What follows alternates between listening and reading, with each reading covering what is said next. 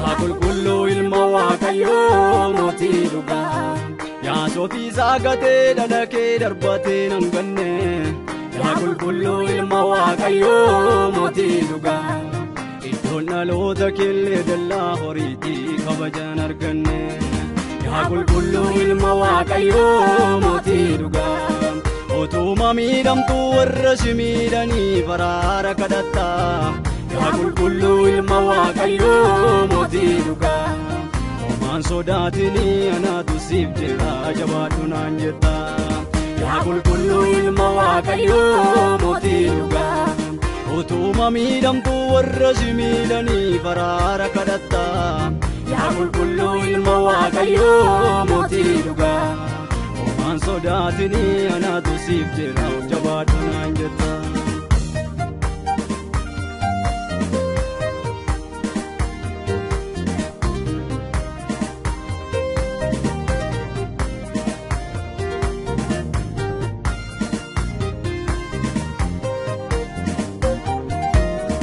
Atinaaf darbinaan an darbee maleessa biyyi lafaanaaf alagaadha. Atinaaf darbinaan an darbee maleessa abbaan kooyyuu naaf alagaadha. Atinaaf darbinaan an darbee maleessa haati kooyyuu naaf alagaadha. Atinaaf darbinaan an darbee maleessa haadhoon kooyyuu naaf alagaadha. Atinaaf darbinaan an darbee maleessa ofiin kooyyuu naaf alagaadha. Atinaaf darbinaan an darbee maleessa firasii nan beekaa dhugaadha.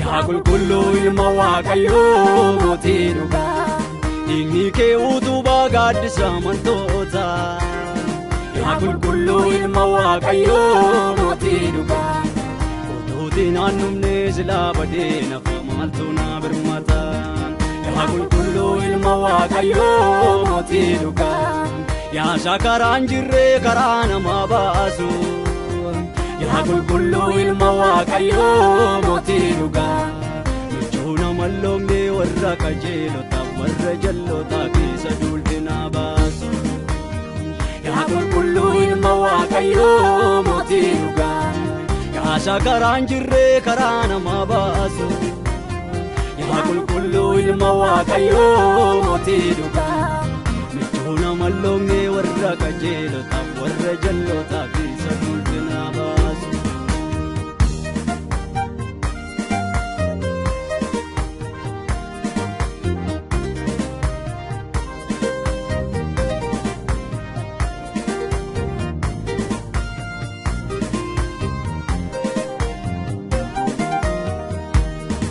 Iji koo mantiin si ilaala gorjuuba kee keessaa nu taala akka jabbii gooranaa baate nannabee jecha si madaalu bitaa koon mirga koon ilaalu sirkaa jira qabaa jechaalu bitaa koon mirga koon ilaalu fuulduratti hambannoo kee ilaala bitaa koon mirga koon ilaalu jabaadhee tan biyya koo dhaala.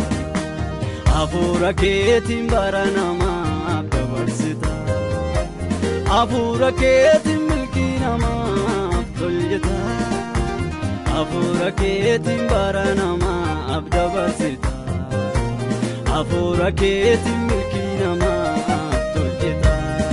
Ija amantii yoo ilaalanii si arguun namaaf danda'ama obsanii fannoo fi baatanii sitti dabarsuun guyyaama.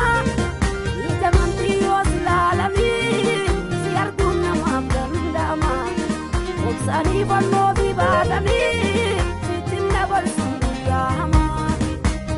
Ati karaa dhugaa jireenya hunda dhiisan sijjin murteesse ati karaa dhugaa jireenya lubbuun koyyuu sinarra geesse ati karaa dhugaa jireenya goola keetii burqaana gaanii ati karaa dhugaa jireenya na jaallatte fuula ifaa.